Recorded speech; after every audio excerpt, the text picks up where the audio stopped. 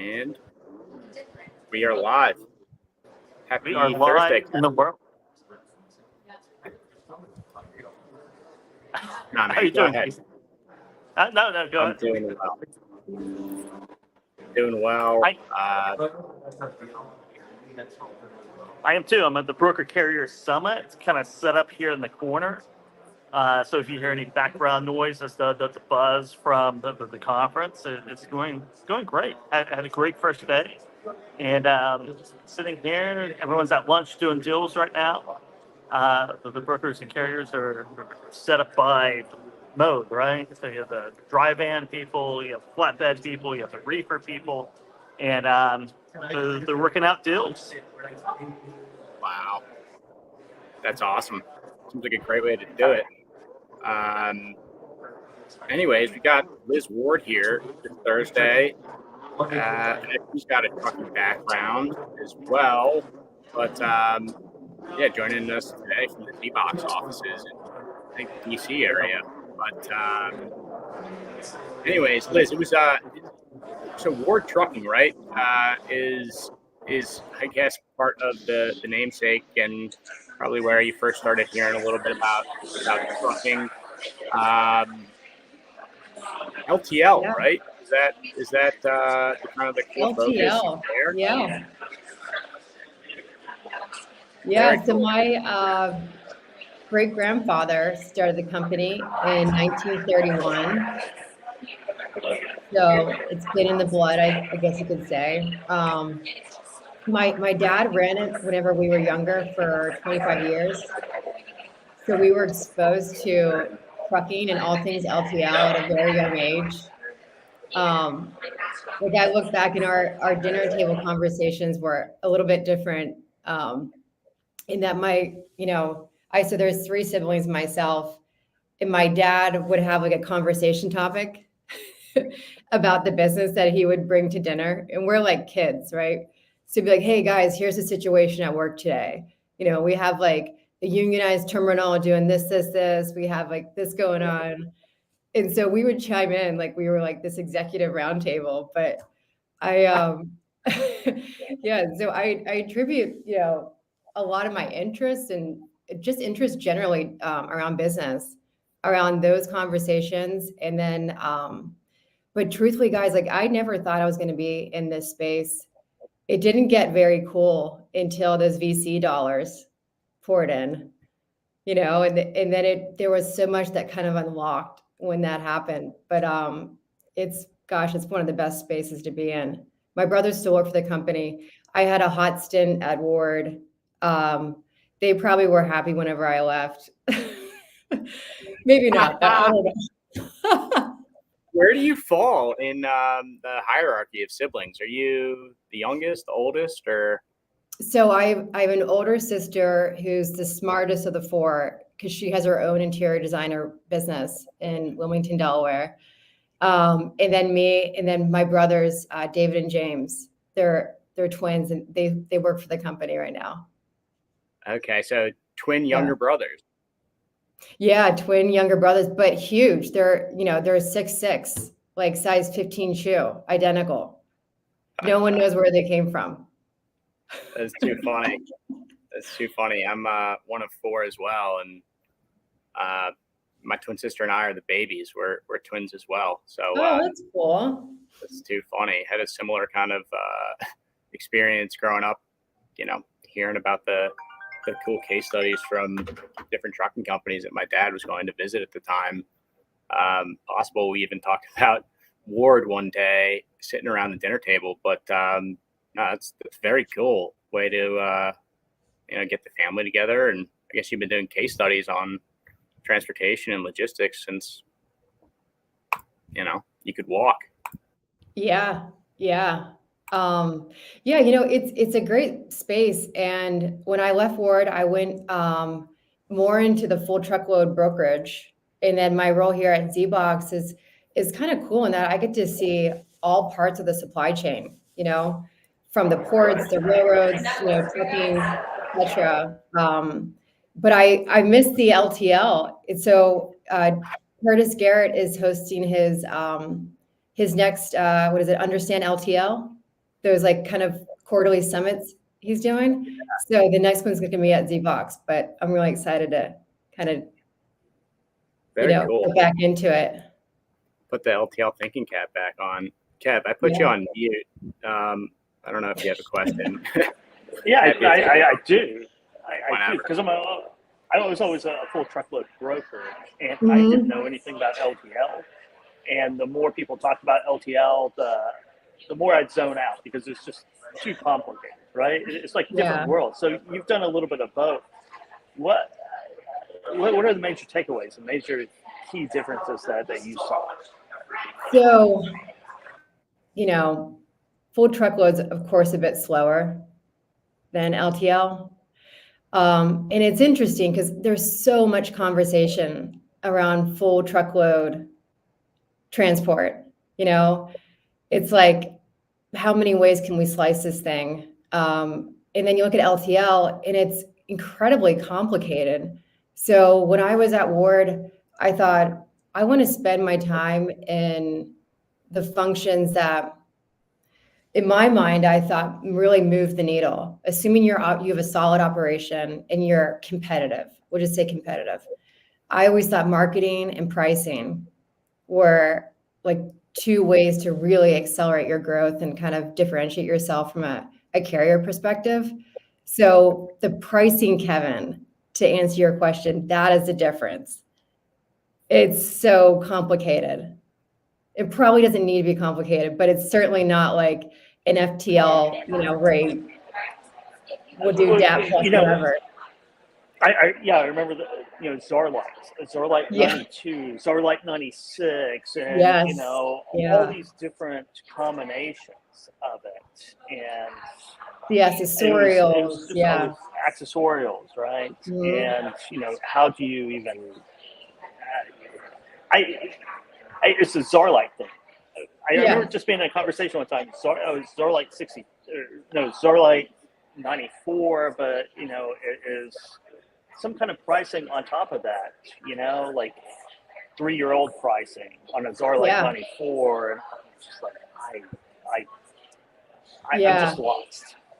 That was such a good experience for me because you realize how much, of course, is baked in to the formula, but also kind of how much you're being shopped around by all the brokers at any given moment. And it's like, it's really hard to plan on the volume, and it's hard to plan, like predict the new business you could potentially be getting because it's just so random that I just felt like a rate monkey, like just crunching the rates in some conference room all day long. And that whenever I would do ride-alongs with like a sales leader, I'd kind of be like a little angry, and I was younger too, but I would go into all these brokers and be like, hey, I remember your bid so clearly. Where's the volume? You said it was on this lane. And these people are like, oh my God, but it's hard for an LTL carrier. There's so much, you're dealing with. And then the driver perspective, that was also really fascinating. If you guys ever have a chance to do a ride along with an LTL driver, do it because you'll learn so much about just the day-to-day and all of the maneuvering from not even just driving an 18-wheeler, but, pulling into these really small yards, not even yards, parking lots, the customer service part too, where you're like going through all this headache just to get there. And then you got to be nice to them, and sometimes you got to wait for the freight and then on to the next one. It's like this scene out of The Amazing Race. It's wild. Absolutely. I can't wait. It's madness. But anyways, it's cool that you were able to make the jump, from the family business. And I guess there's other modes of transportation, which is, hard to understand. You can lose the forest for the trees in trucking, but you made the jump to ZEBOX, right? Which I think is, would you say founded by CGM, right? A container shipping line. But would love to kind of hear more about how you, what kind of inspired you to make the jump and what you guys are up to there at ZEBOX. Yeah. So I think for me, at Ward, when I was there, I found that there was like so much wrapped around the identity of the last name. Where when your last name's on the side of the truck, you know, people are kind of keep you at arm's distance a little bit. When you really want to like get into the business and understand it, I found like that was a little hard to a degree, and I understand like why that would be for people, but I felt like I wasn't able to like, really learn, and I was very curious about the space. And I also thought there was like a lot in my tank that I wanted to see what I could do on my own, just as Liz. And I was really fortunate in that when I was working at Ward, kind of thinking through my next steps, thinking like, how would I ever even get out of here? Like, what would that even look like? Like, I would just be starting from the ground up kind of thing.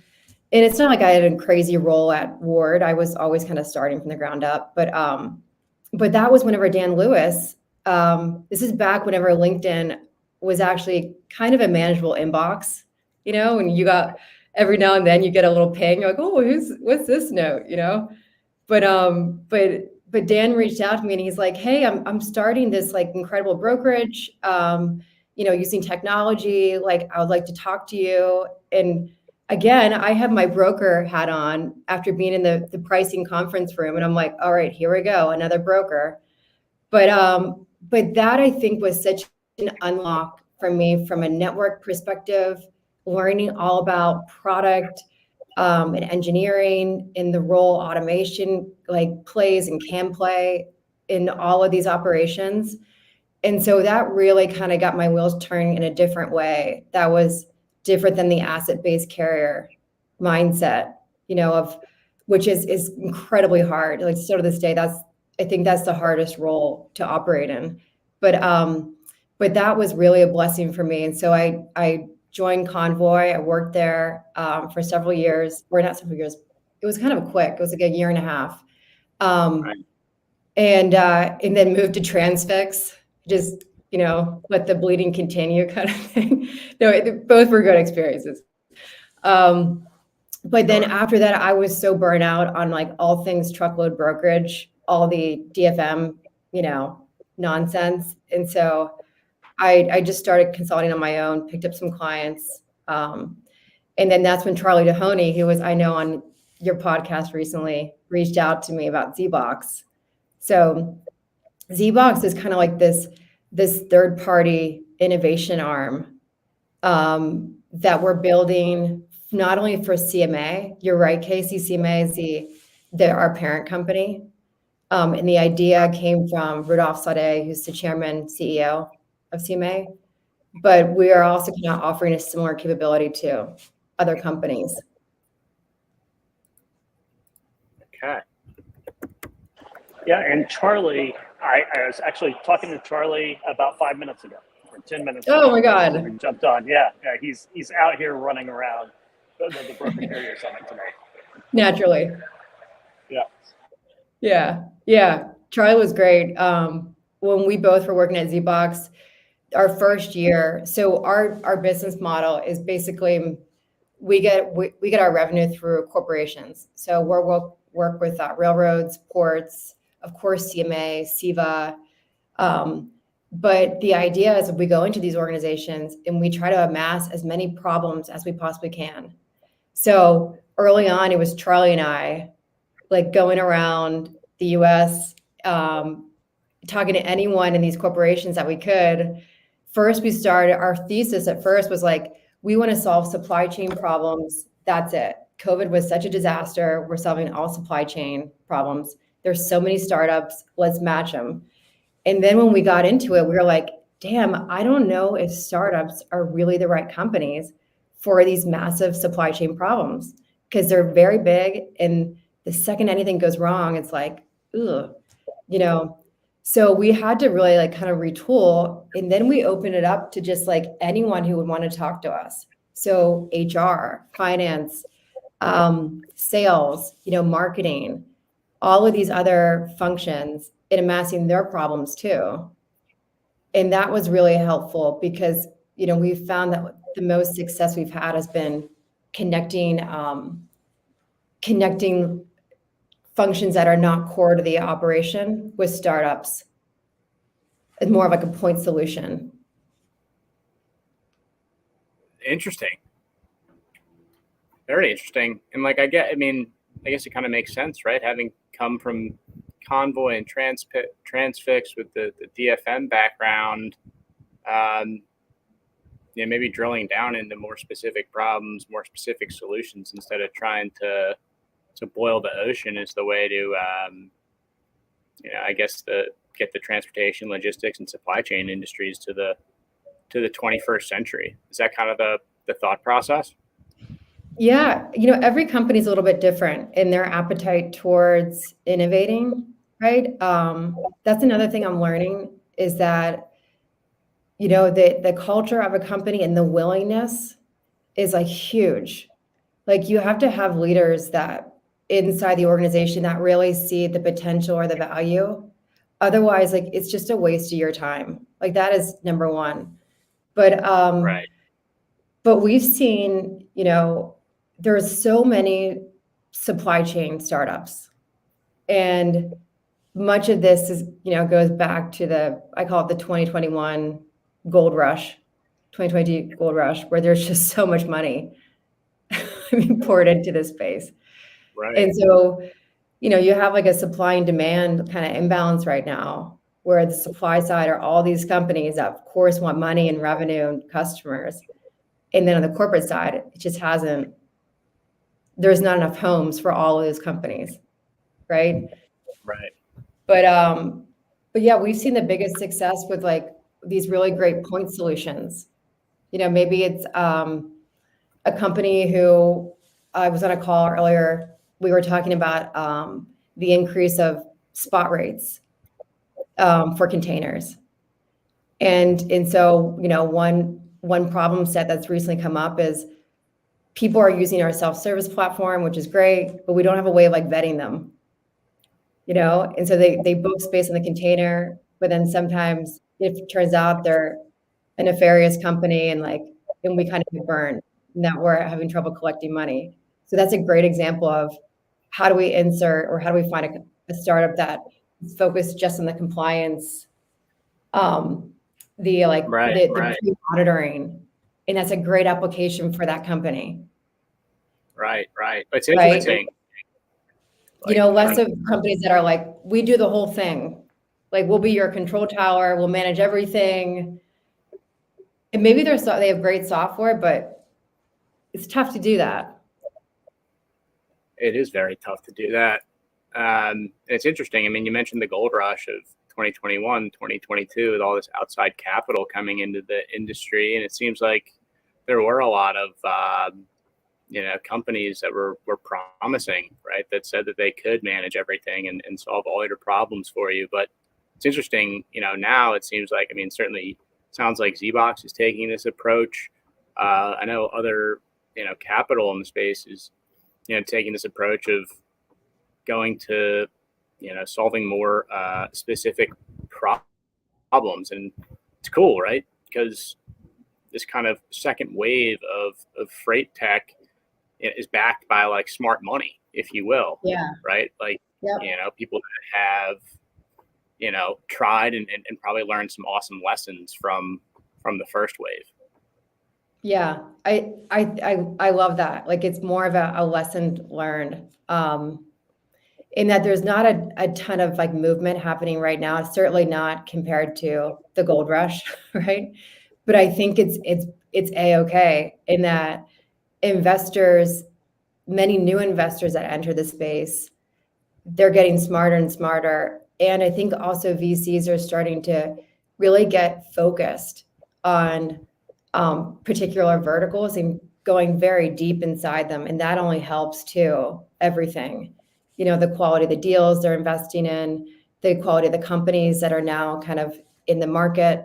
Like that will really be poised as an industry to do a lot of amazing things, the second the economy turns around, hopefully interest rates keep going down, it's easier to borrow some money.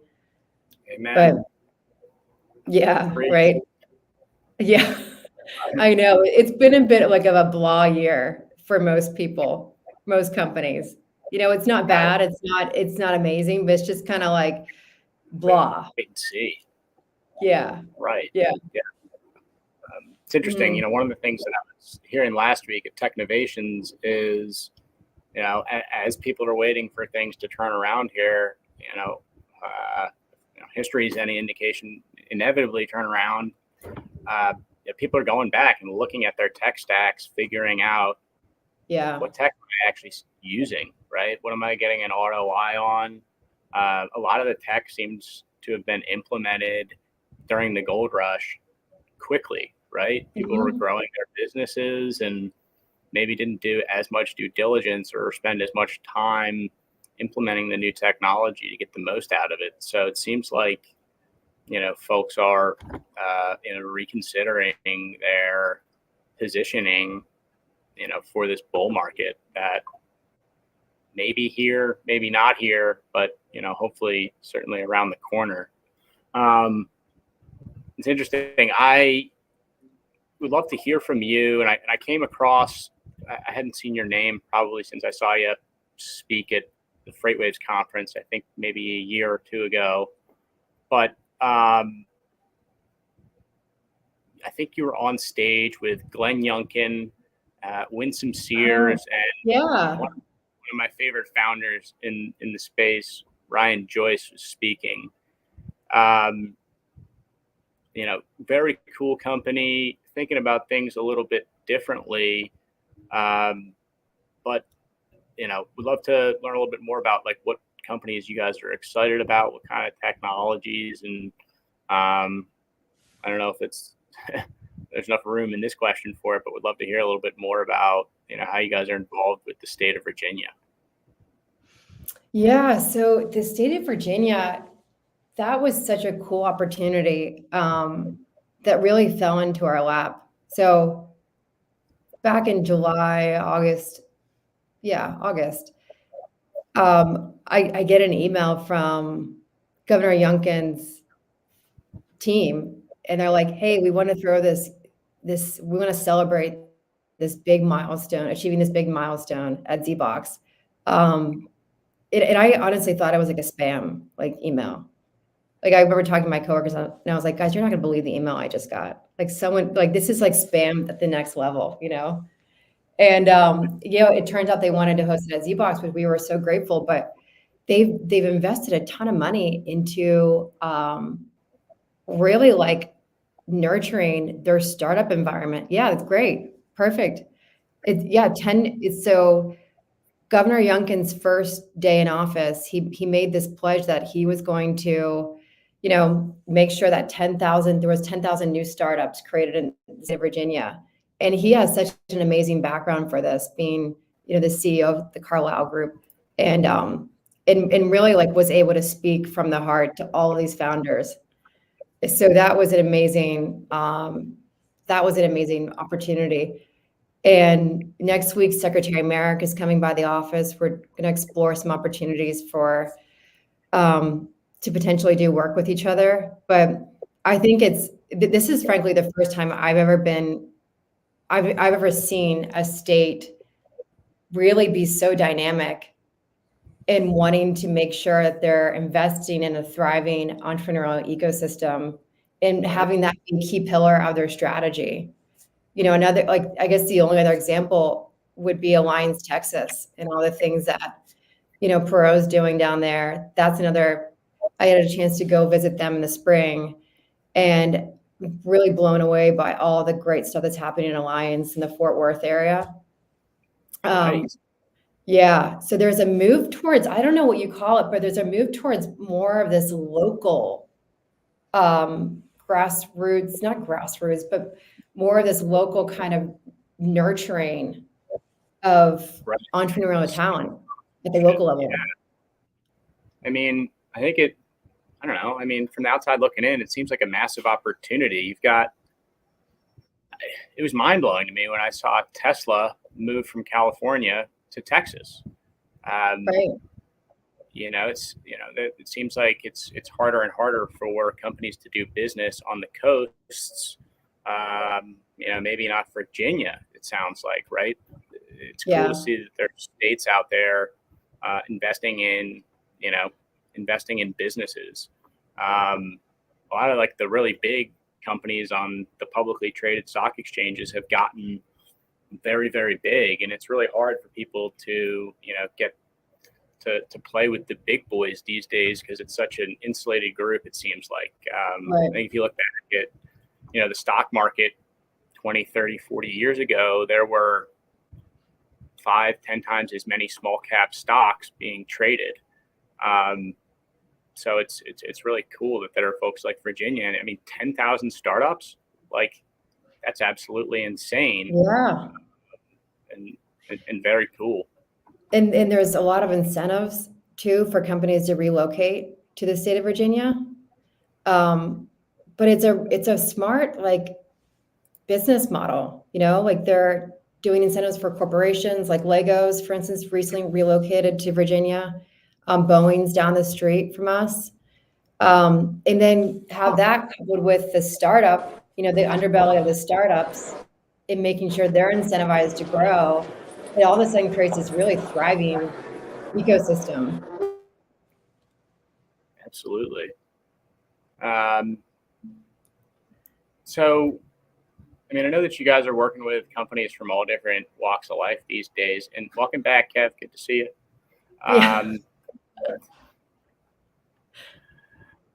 Who are the folks in the things happen, right?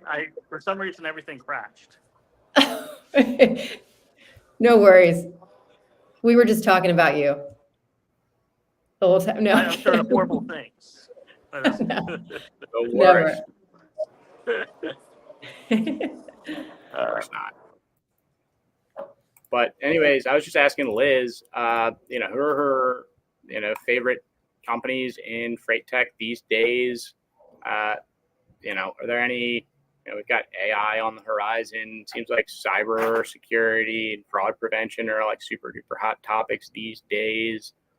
Communication is one that's super hot, but we'd love to hear from you, Liz. What are you guys excited about there at ZEBOX? What are the folks in other offices working on? So we're excited about anything our corporate partners are excited about, and these are, when you think about that question, like a lot of people ask me this, they're like, what do you like in tech now? And it's such a broad, question. And so I like to answer it in two different ways. One is there's stuff that just genuinely inspires you, where you're like, wow, that is fascinating. I can't believe that even exists. And then the second way is like what works. What companies are solving problems and they're getting that reception from the buyer, the corporate, that what they're doing is good, right? So from a inspiring perspective, I mean, I think the humanoid stuff is so interesting. I don't know if you guys saw Elon Musk a few weeks ago. He unveiled this big announcement in Beverly Hills. I don't know if you guys saw any of those videos, but sure. That is wild, right? Yeah. It is wild. It really is wild. So I watched the videos and things. Are those right around the corner for blue collar jobs, or I mean, I don't know. Warehousing, picking. Yeah. What do you think? Not yet. I mean, we underestimate how powerful the human brain is. And Kevin, that's an interesting topic right now. As you think about the change management associated with all of this. I think I had said this before. I was at the Virginia Maritime Association conference a couple weeks ago. And of course, there's a huge issue with the ILA right now and anything automation, anything AI. I talked to someone yesterday that works in a communications role, and we were talking about AI, and she's like, I love ChatGPT, but I'm also thinking, what happens to my job? So there's this visceral reaction you get from people on these things, but I think it's like autonomous trucking. Like you need some sort of thing to create the conversation, to spark interest in that direction, but it's going to take a while to get there. Right? For sure. As you think about just our human, how we move as a human, all the programming, involved just with that, then you think about how we're able to, think quickly react quickly. Like there's just a lot that needs to be sorted through, but it still is really cool to think about something being able to like do your dishes one day. For sure. I don't know. Maybe It is, it was, he claimed, or he had it priced at $20,000 for one of the robots. And I mean, to do your household chores for years, that's a pretty good deal. It's a great deal. Yeah. Fantastic. Reminds me of the Jetsons. Yeah, it does. It really does. But the topic though, I think we have to get back to exactly what you said, Kevin. Like, what can it do for me? Like, how can I still be in control and have the power, right, as a human? So like, what can these robots do for me?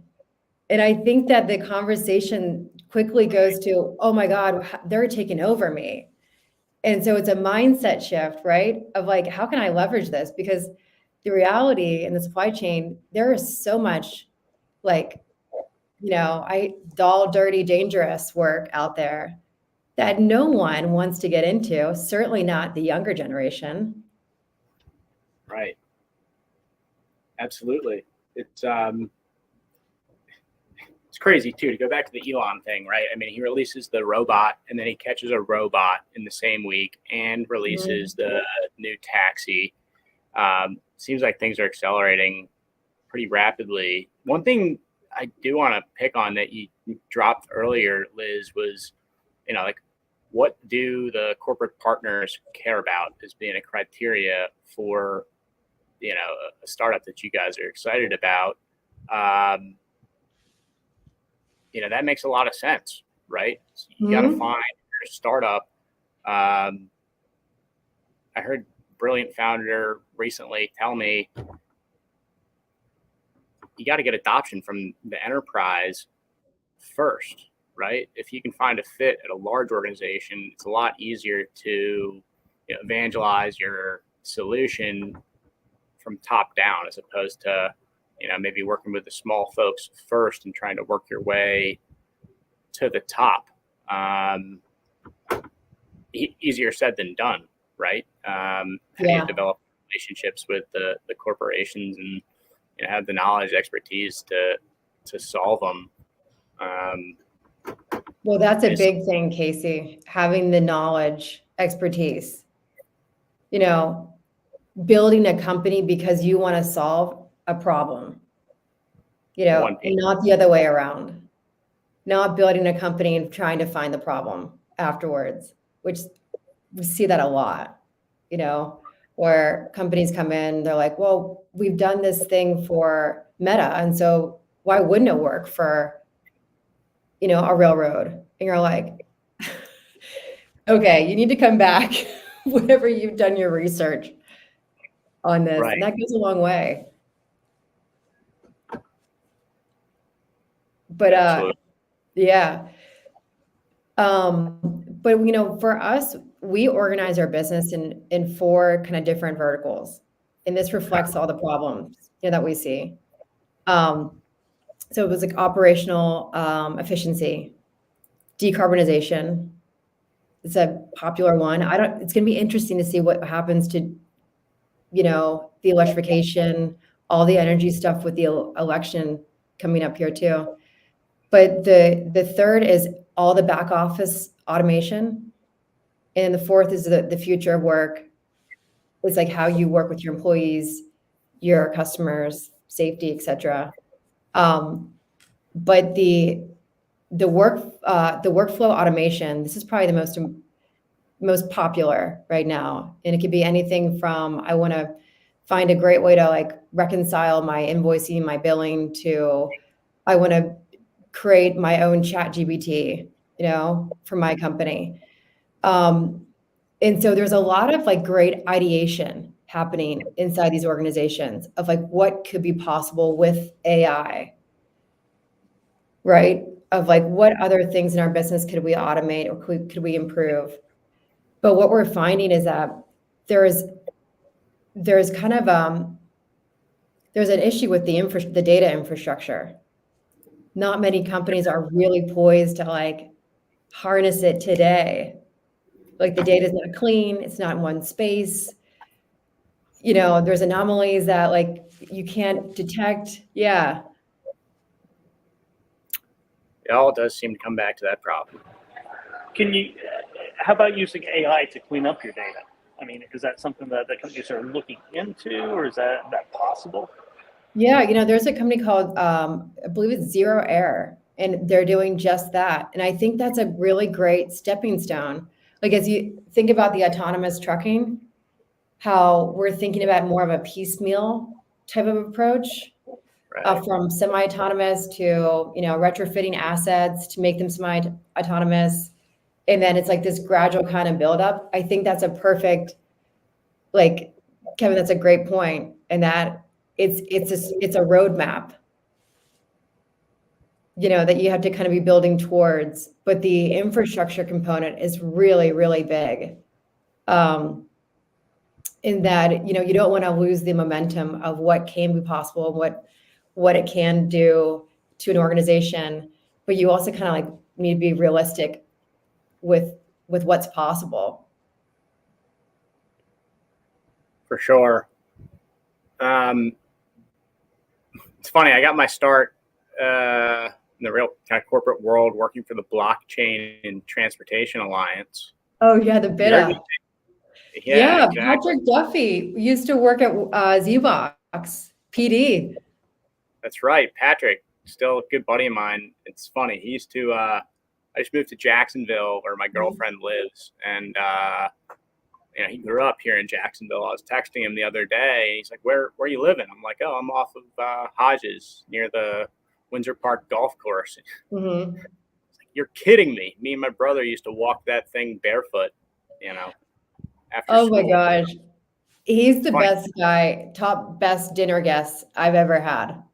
Oh my gosh. He can talk about anything. Anything. He's a great dinner guest. He really is. Yeah, he talk about anything. He's probably listening right now. He probably is. We should have him come in. Yeah, no, but so you're saying, okay, so you were working at BITA. Yeah, I was working at BITA. Patrick was there. People were thinking blockchain may be the technology that solves the data problem, interoperability problem. AI is cool, but like if AI doesn't have your data used to train the LLM, or like if you're just like spitting your data into chat GPT, like it doesn't work that way, right? Mm-hmm. You need to train the LLM with the data. I don't know. Is blockchain having or Web3, any kind of technologies in that space? You haven't heard a lick of it, have you? No. And, there's some companies that try to phrase it differently. Yeah. But it's such a big undertaking that will require not only the data to be there, but also a lot of trust along the way. And that's something our industry is not the best at, is trust. My data. It's riddled with all this ego, and that is an understatement of the year. Yeah, right. Yeah, right. Yeah. Yeah, and it still exists. Like I was last week, I was at a dinner, and of course, I'm the only female there, which is quite normal. But it still is like the good old boys is alive. They were alive and well, if not growing.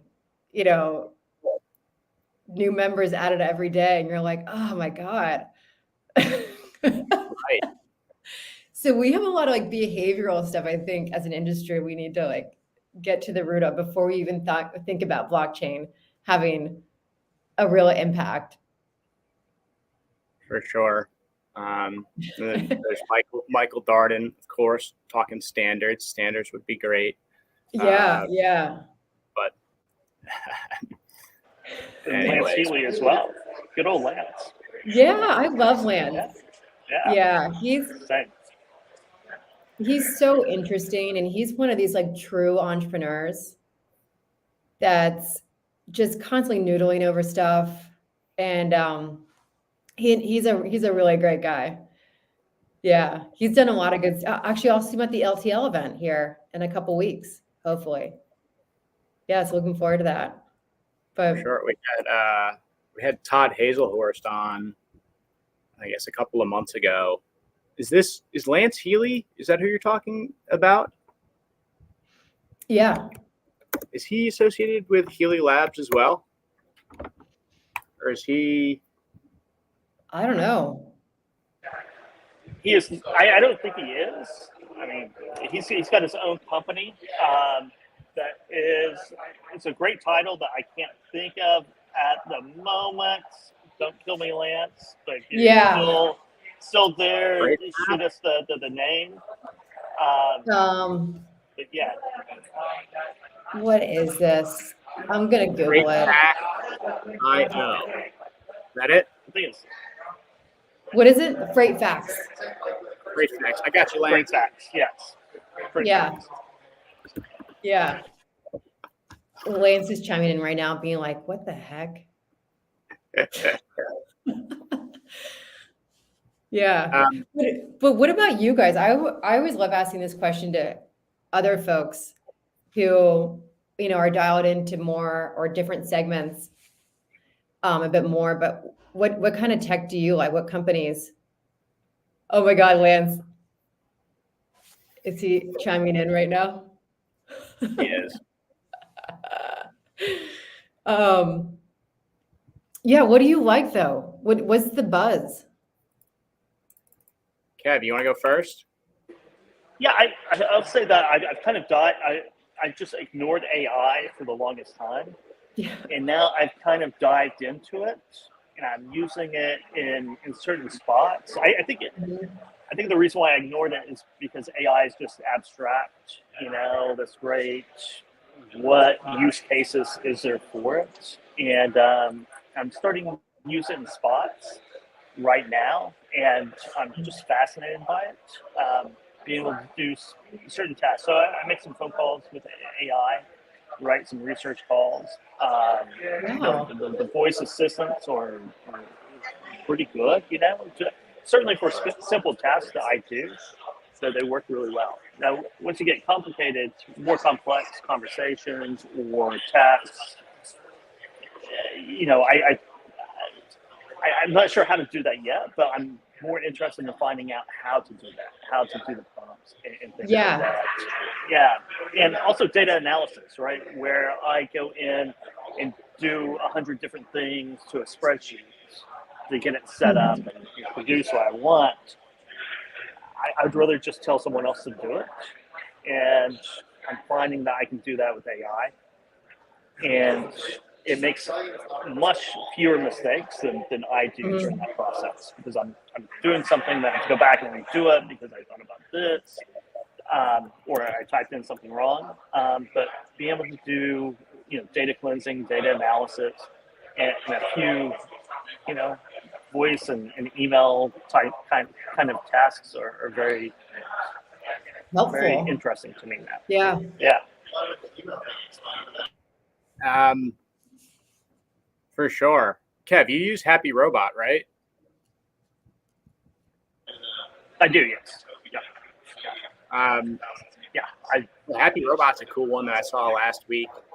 We spoke with Paul Singer earlier, who's got a company called Fleetworks AI. I was actually introduced to him by Patrick Duffy.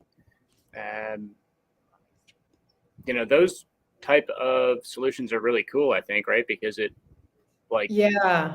brokers now are trying to figure, they know the margins aren't going back to what they were in 2021, 2022. How do I figure out how to, increase my revenue without increasing my headcount?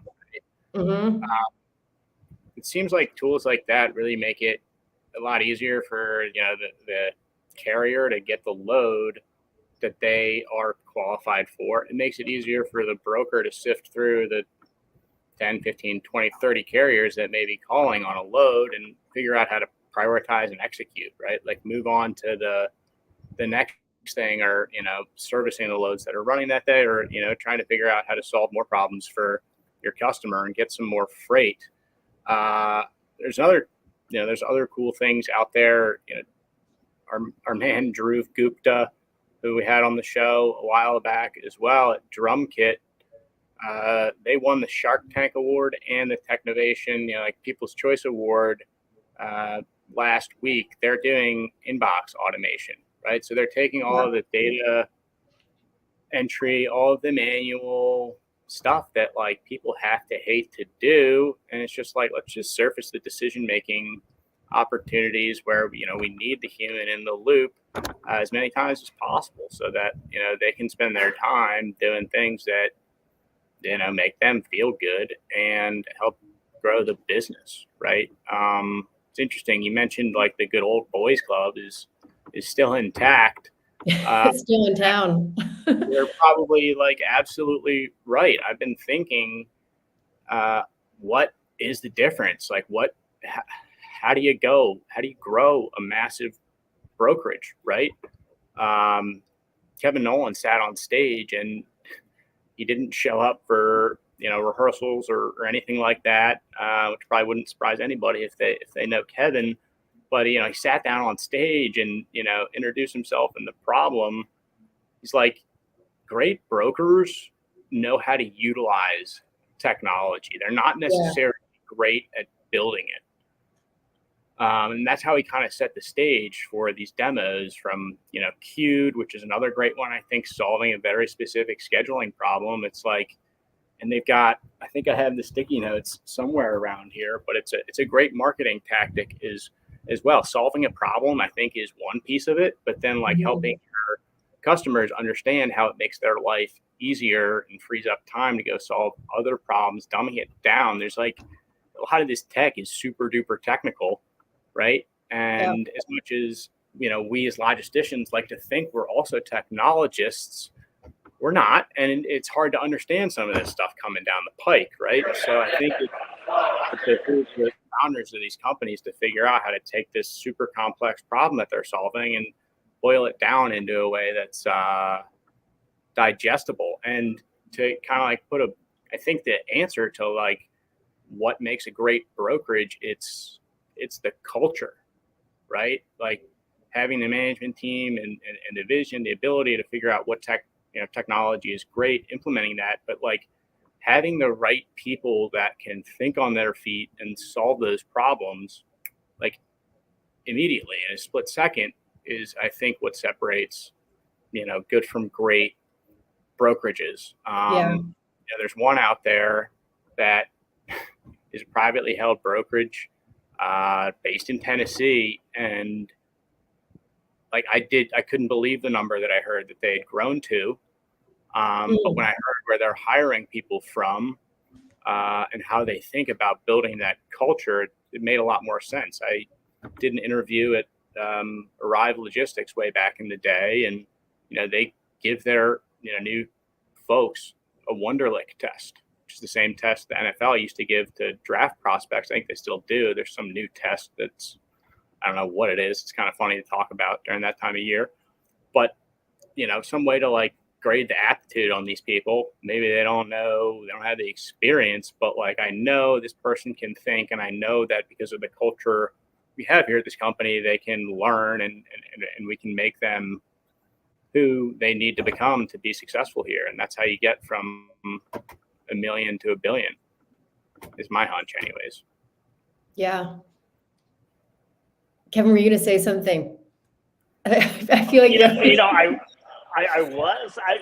it goes back to, you know, AI is very broad. Other technologies are very broad, but they're not really a use case or a business case. They're tools for that solution for whether it be invoicing and accounting, what Charlie's working on, or appointment scheduling, what Hugh is working on, Broad, which is highways thing. AI tools and AI technology can be inserted in that to make those better, right? Make those easier and cleaner. But I think a lot of the tech companies they lead with very broad, abstract, great, cool technology. Yeah. How do I actually apply this on a day-to-day basis? And that's solving specific problems that I think is what a lot of great tech firms should focus on. Yeah, absolutely. But the encouraging thing is it if you look at the last year or so, post pandemic, where volumes have just more or less kind of flattened, you haven't seen like the margin compression that you would see in these weak times, where it just weeds out a lot of the bad brokers. And, maybe some of that is through the implementation of technology where you're able to do more with that same person. You're able to be more efficient, do things a little tighter.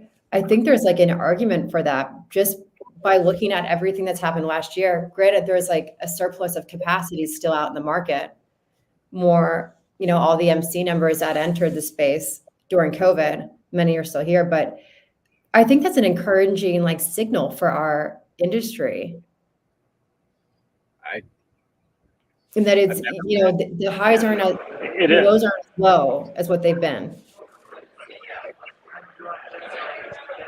It is. I think technology was pushed by VCs, of course, but digital freight matching and those brokerages, it kind of forced everybody to look and improve their tech stack, and then all the VC money poured in, and you got some really great tools to go out and operate, and you can do more with less.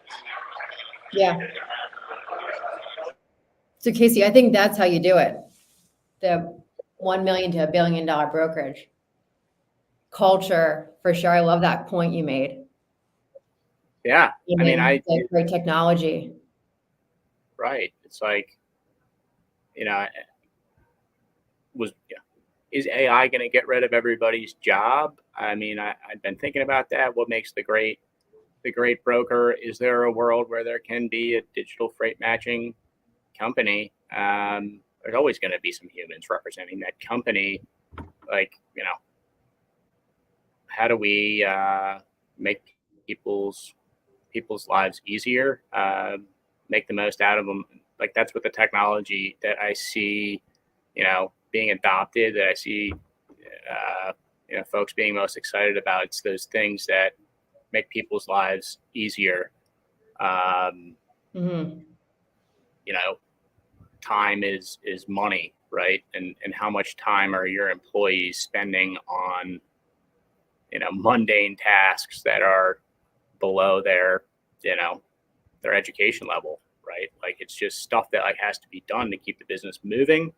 But I think to your point, like I personally have never been more bullish on people and their application in the industry. It's just becoming easier and easier for them to,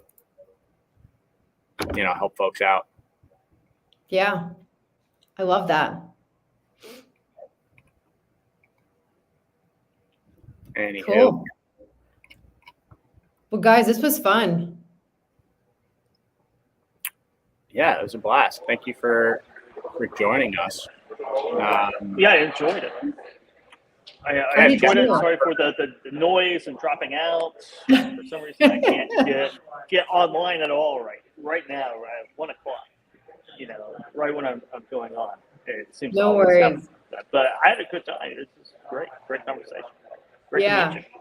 Yeah, nice to meet you too, Kevin. I feel like we've kind of two ships passing in the night. But yeah, we know a lot of the same people and work with a lot of the same people. So yeah. Yeah. And Casey, what you're doing is wonderful. I'm so excited for your future, where you're going to take this. I don't know. I don't know, Liz, but I appreciate it. I guess I can kind of identify with you a little bit in that, I don't know. I've been hearing about the problems in this space for so damn long. Like, I don't know. Learned a lot about them. I don't know. What am I going to do about it?